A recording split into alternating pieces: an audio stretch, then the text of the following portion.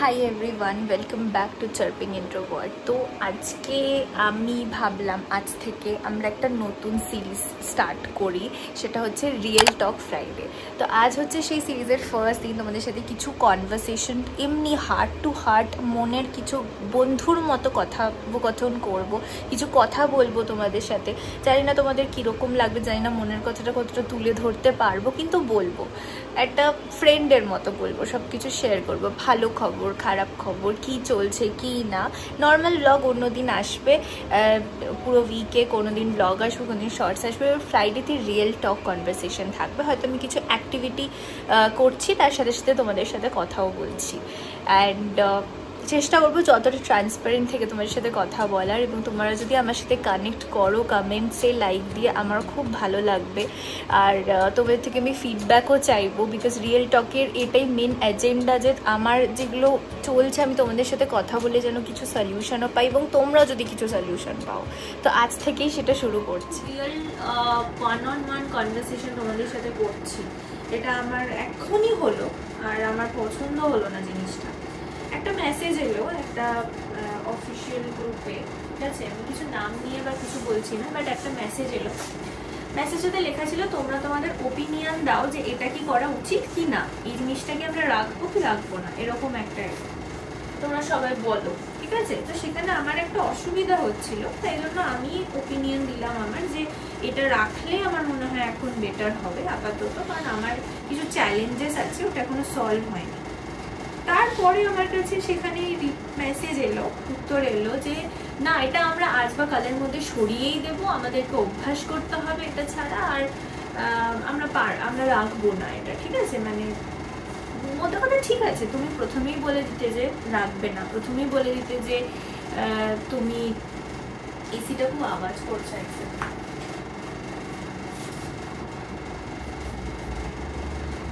AC না, এই ব্যাটারিটা, তোমার ব্যাটারির কাভারটা, ওটা লাগালে ওটা কিছুতেই খুলতে চায় না, এত টাইট হয়ে যায়, জন্য আমরা ব্যাটারির পেছনটা লাগিয়ে রাখি না, বাট এই করতে গিয়ে ব্যাটারিটা লুজ হয়ে যায়, তাই বন্ধ হচ্ছে। তো যেটা বলছিলাম, তো এবারে আমার কাছে এলো যে হ্যাঁ না, আমরা এটা সরিয়ে দেবো এটা। আমার কথাটা হচ্ছে যে তোমার যখন সরানোরই আছে, তোমার যখন নেই রাখার বা কিছু, তো তুমি ওপিনিয়ন কেন চাইলে? তুমি বলতে যে না, আমরা এটাকে রাখবো না, আজ থেকে বা কাল থেকে সরিয়ে দেবো, কোনো ওপিনিয়ন চাওয়ার দরকার নেই, ডান, কেউ কিছু বলতো না, ঠিক আছে। বিকজ আমি এত উঁচু পজিশনে তো নই যে আমার কোনো ওপিনিয়ন শোনা হবে যথারীতি, তাই তো। মানে বলে লোকে যে এমপ্লয়ের কথা শুনে, এমপ্লয়ের থেকে শুনে ডিসিশন নিয়ে আমরা এমপ্লয় সেন্ট্রিক, একদমই ভুল। সব ডিসিশন উপর থেকে আসে, অ্যান্ড তোমার যদি কোনো ওপিনিয়ন থাকে তো তোমাকেই নিজেকে অ্যাডজাস্ট করে নিতে হবে। তোমার যদি কোনো প্রবলেম থাকে তোমাকেই নিজেকে অ্যাডজাস্ট করে নিতে হবে। তোমার জন্য আলাদা করে কেউ, আমার মনে হয় না যে কিছু স্টেপ নেবে যে ও এর অসুবিধা হচ্ছে, এর অসুবিধা হচ্ছে না, একে আমাদেরকে হেল্প করতে হবে, না থাক করবো না, এটা আমার একদমই মনে হয় না।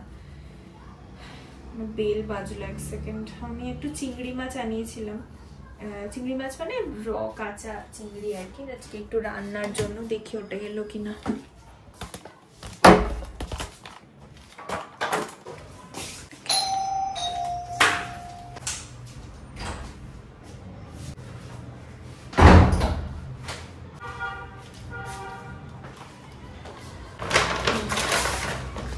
এইটা আনিয়েছি ফ্রেশ ক্যাচ থেকে প্রনস, এটা মিডিয়াম সাইজড, খুবই ছোট ছোট হয়ে যায় ভাজলে, বাট এটারই একটু প্রাইসটা রিজনেবল ছিল।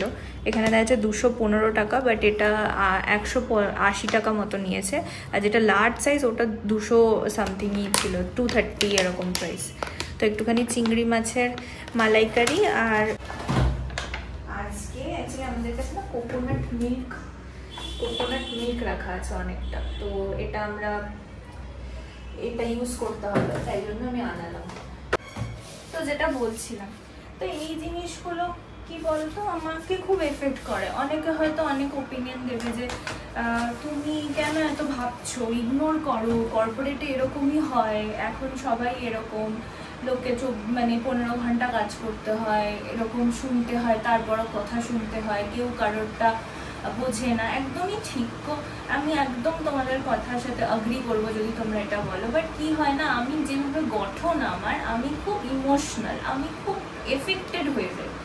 আমি জানি না এগুলো থেকে কি করে রিজলভ করতে হয়। আমি কয়েকটা বইও কিনেছি এখানে, যে দেখো এটা আমার একটা হোম কিচেন স্টার্ট আপ বলে একটা বই।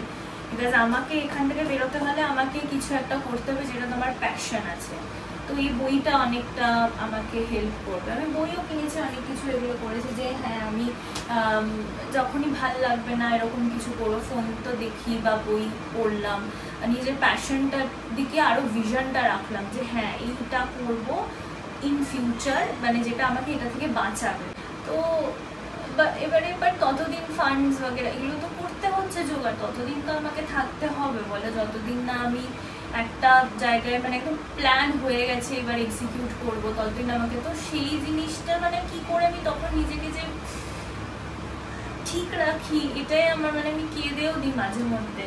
ক্যামেরার সামনে আমি হয়তো কাঁদতে পারি না অতটা, কোনোদিন হয়তো পারবো অতটা যখন আরও ফ্রেন্ডলি হয়ে যাবো, কিন্তু আমার ভালো লাগে না এই যে মানে কি একটা খুব ছোট জিনিস এটা, যে কেউ হয়তো আমাকে জিজ্ঞেস করলো জাস্ট মানে আমাদেরকে সবাইকে যে মানে এটা খুব ছোট জিনিস যে না তোমার কথা শোনা হবে না, আমরা ভেবেছি রাখবো তো রাখবো, কিন্তু আমার জন্য এটা হয়তো আমার খুব গায়ে লেগে গেল যে আমাকে এরকম ভাবে উত্তর দিল, বা আমাকে এরকম ভাবে একটা মানে খুব অ্যাটিটিউড দেখিয়ে ইগো দেখিয়ে উত্তর দিল, আমার কথাটা গ্রাহ্যই করলো না, যেটা তুমিই জানতে চাইলে। তো আমার মনে হচ্ছে কি বলতো, আমি ছুটি নিয়ে আমি আজকের দিনটা কাজ করবো না, আমার ভালো লাগছে না, আমি করবোই না কাজ, আমি ছেড়েই দিই বা এই করি। আমার এত কিছু থট প্রসেস চলে এসেছিল যে আমি খুব ইমোশনাল, বিকজ আমি খুবই ওভারওয়েলম হয়ে যাই জিনিসপত্র নিয়ে এত তাড়াতাড়ি, যে মানে এটা ভালো না হয়তো, যে অন্যরা বলবে এটা তো কিচ্ছু না, আমরা তো গালি শুনি রোজ, বাট আমার জন্য হয়তো এটা অনেকটাই বড় ব্যাপার হয়ে যায়। কিন্তু কী করবো, নিজেকে তো ওঠাতে হবে, নিজেকে পুশ দিতে হবে। আমার মনে একটা সব থেকে বেস্ট সলিউশন এটাই হতে পারে যে তোমার পছন্দ নয়, তোমার মনে হচ্ছে তুমি আজকে ছুটি নাও, বা তুমি আজকে নিজেকে ঠেলে করো কাজটা, তাহলে দেখবে তোমার এই ভয়টা কেটে যাবে। হয়তো এটা একটা সলিউশন হতে পারে। আমার ক্ষেত্রে বলতে পারো এটা আমি সবসময় কি করি, পালিয়ে যাই, না আমি ছুটি না, আমি করবো না আমি, বাট আই থিঙ্ক আমাকে নিজেকে পুশ করতে হবে, বিকজ আমি এমন না যে আমার খুব লো ফিল হচ্ছে বা আমার মন মানে আমি হয়তো মাথা ভেঙে পড়ে যাচ্ছে, আমার মাথা ঘুরছে, শরীর খারাপ, আমি জোর করে করছি, আমি সেটা বলতে চাইছি না।